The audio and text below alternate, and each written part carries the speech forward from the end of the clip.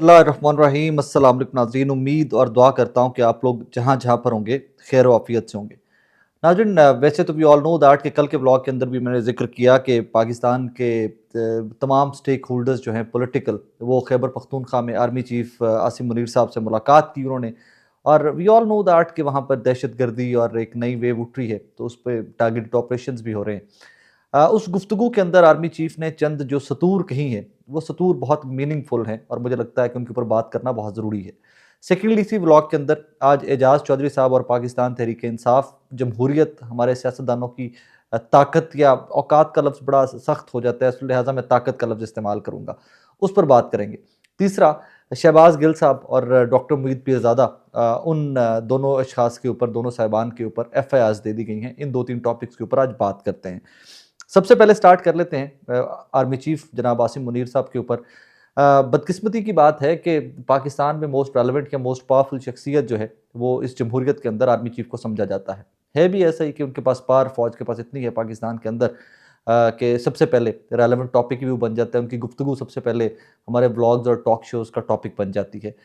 अ, इन तमाम अशखास से, तमाम जो पॉलिटिकल लीडर्स थे, इनसे मुलाकात की आर्मी चीफ ने, और उसके अंदर ऑब्वियसली अफ़गानिस्तान के साथ जो हमारे ताल्लुकात हैं वो भी अंडर डिस्कशन आए। चंद सतूर जो हैं वो आर्मी चीफ की इस सारी डिस्कशन की वो बहुत वायरल हो रही हैं और वो बहुत अंडर डिस्कशन है, वाइडली अंडर डिस्कशन है राइट नाउ।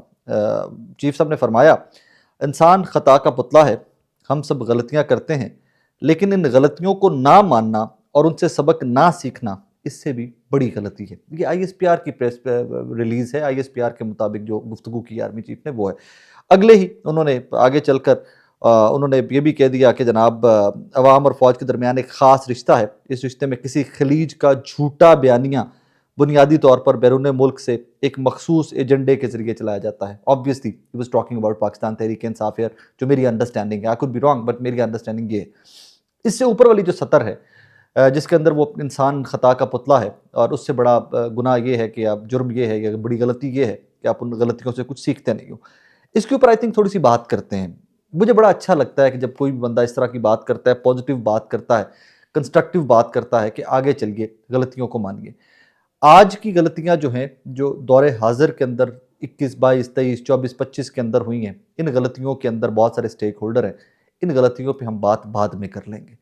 चंद बड़ी बड़ी गलतियां जो हैं, उनके ऊपर भी बात करते हैं।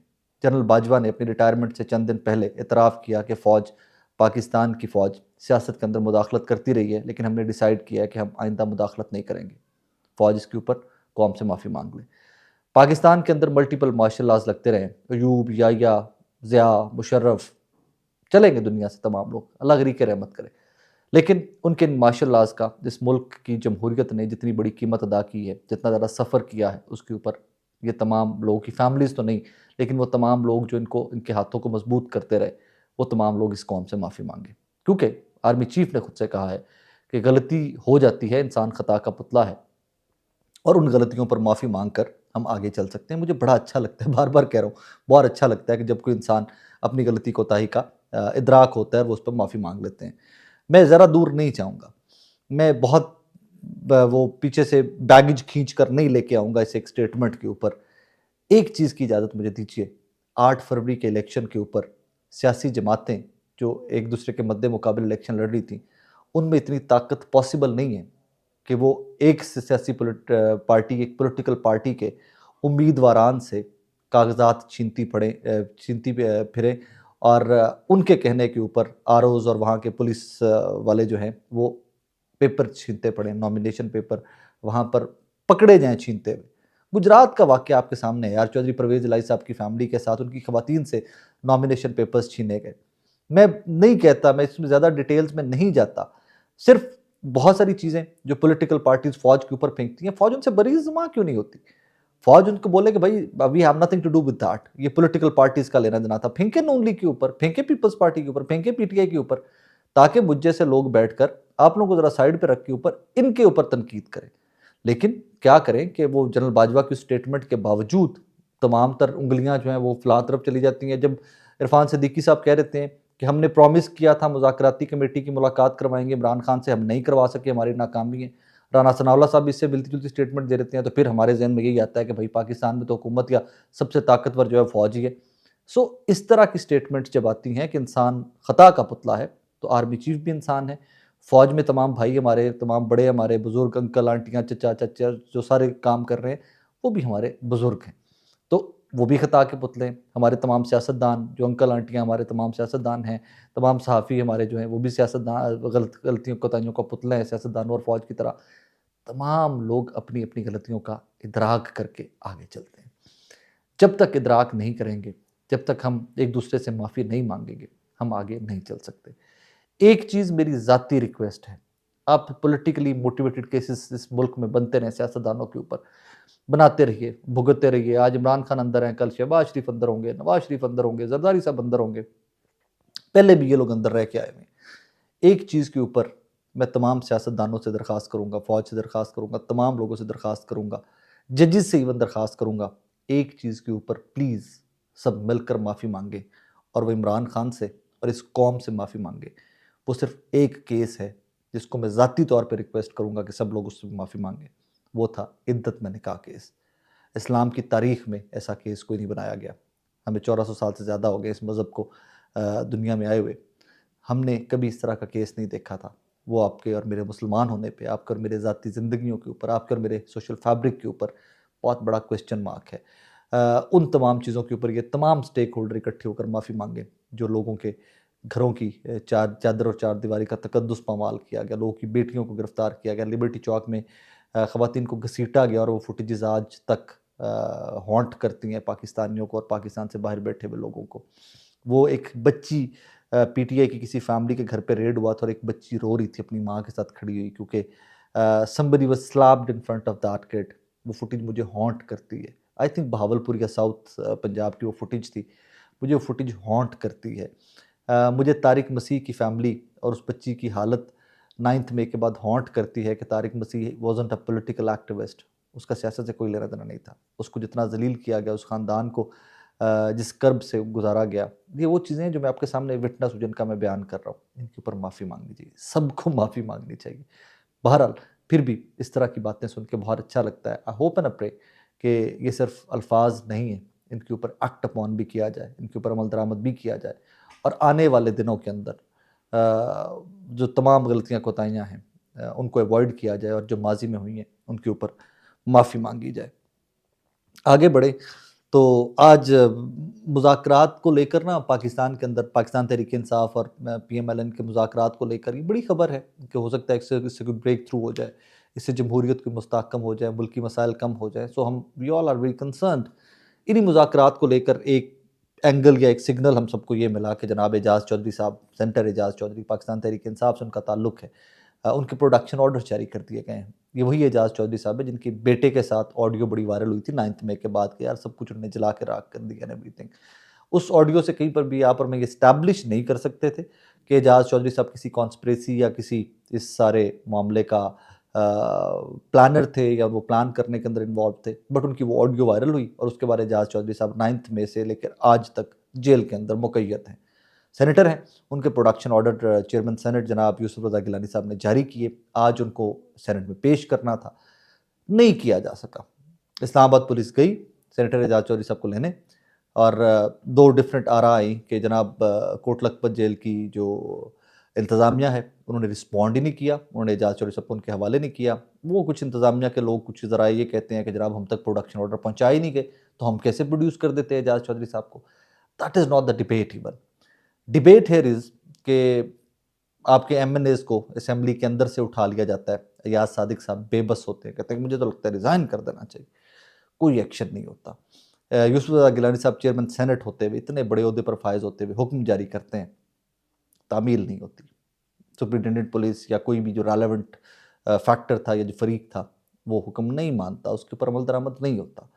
सवाल यहाँ पर ये पैदा होता है कि पाकिस्तान के सियासतदान, पाकिस्तान के इतने बड़े-बड़े ओहदों पर विराजमान सियासतदान इतने कमज़ोर क्यों हैं? इनको इतना फॉर ग्रांटेड क्यों लिया जाता है? इंतज़ामिया, एस्टैब्लिशमेंट हमारी जो ब्यूरोक्रेटिक एस्टैब्लिशमेंट की बात कर रहा हूँ, फ़ौज की बात यहाँ पर नहीं कर रहा। तो वो इतना फॉर ग्रांटेड इन ओहदों को क्यों लेते हैं? वजह एक है, इखलाकी तौर के ऊपर ये लोग मैंडेट अवामी मैंडेट के साथ नहीं आए हुए। अगर ये लोग अवाम इनके पीछे खड़े हों तो इनके फैसलों की, इनके अहकामात की शायद वक़्त भी हो। जब एक सुपरिटेंडेंट या एसी या एक रेलेवेंट किसी एजेंसी का बंदा उसी इलाके के का जब उसको पता है कि यार फ़लाँ फॉर्म 47 वाला है, फ़लाँ को हमने ऐसे वहाँ पहुँचाया था, फ़लाँ को हमने ऐसे पहुँचाया था, तो इज़्ज़त खो बैठते हैं इस तरह के ओहदे और इस तरह के सियासतदान और इनके अहकामात पर अमल नहीं किया जाता। मुझे नहीं याद पड़ता कि मेरी जर्नलिस्टिक करियर के अंदर कोई भी बंदा इतना नीट एंड क्लीन या इतना डेमोक्रेट हो कि जो प्योरली अपने दम पे असेंबली में पहुंचा हो और फिर उसने कोई अहकामात दिए हों और उसके ऊपर अमल दरामद ना हुआ हो तो वो खामोश बैठा हो। राना सनाउल्लाह साहब की जमात से, उनके सियासी करियर से आप 1001 इख्तलाफ कर सकते हैं, साद रफ़ीक साहब से आप 1001 इख्तलाफ कर सकते हैं, डॉक्टर निसार साहब से आप 1001 इख्तलाफ कर सकते हैं, लेकिन मुझे इन लोगों की एक चीज़ बहुत पसंद है।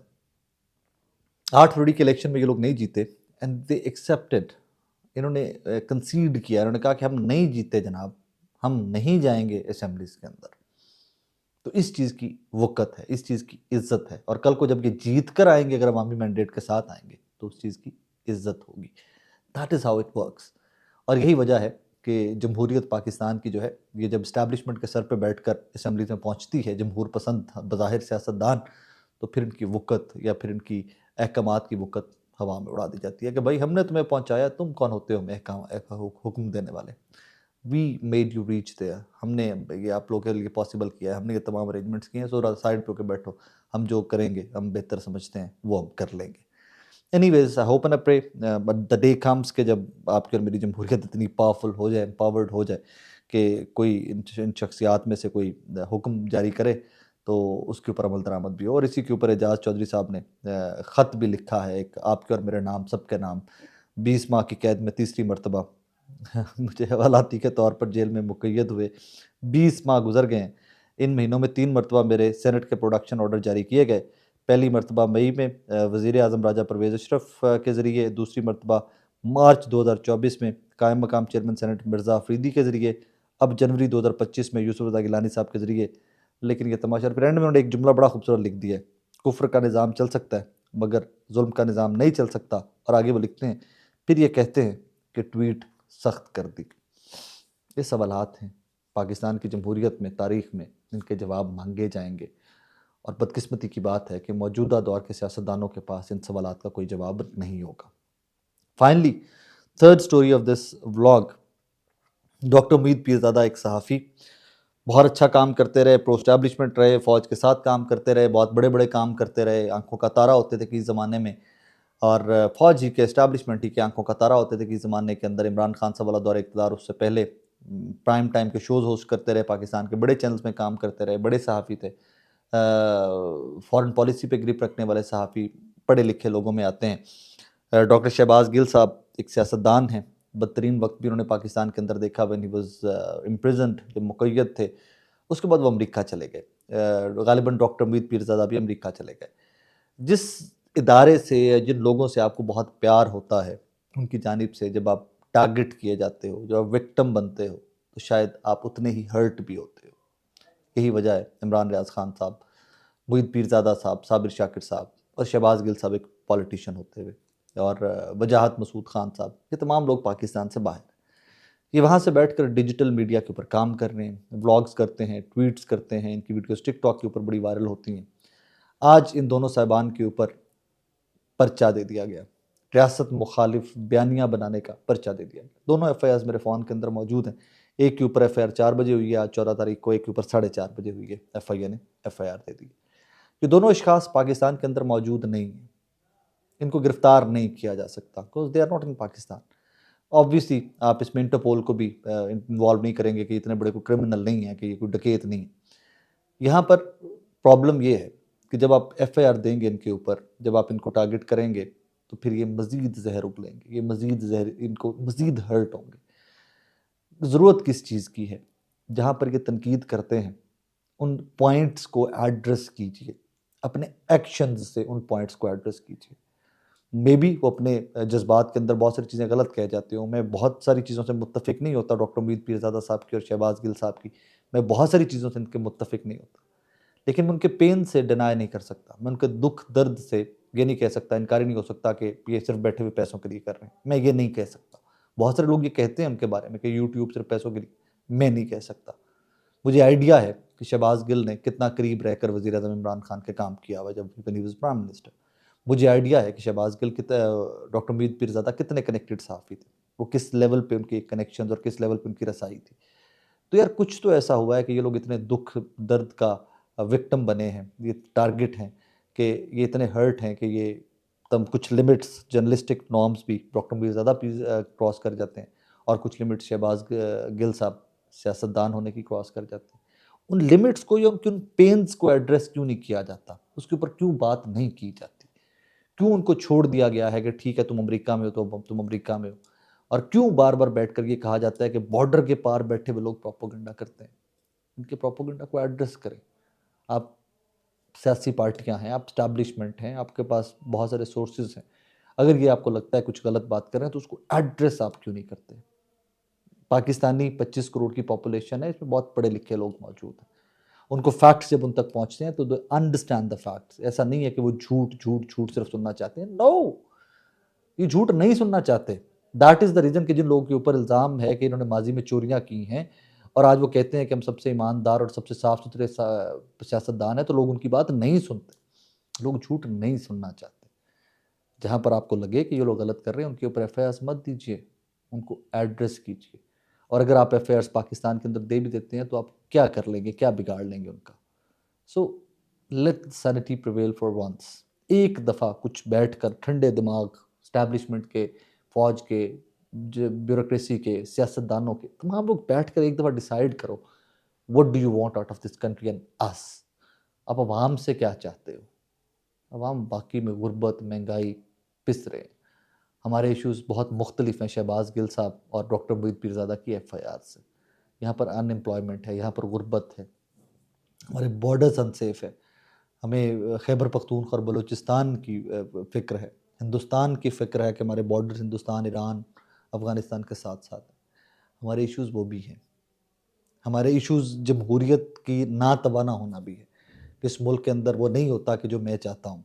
मैं जमहूर होते हुए, अवाम होते हुए जो मैं चाहता हूँ वो नहीं होता। मेरी विशेज़ के ख़िलाफ़ फ़ैसले लिए जाते हैं। मेरे इश्यूज़ वो भी हैं, उनको एड्रेस कीजिए। शहबाज गिल और डॉक्टर मुईद पीरज़ादा बहुत बड़ा इशू नहीं होना चाहिए आपके लिए। अपना ख्याल रखिएगा, दुआ में याद रखिएगा। अल्लाह हाफ़िज़।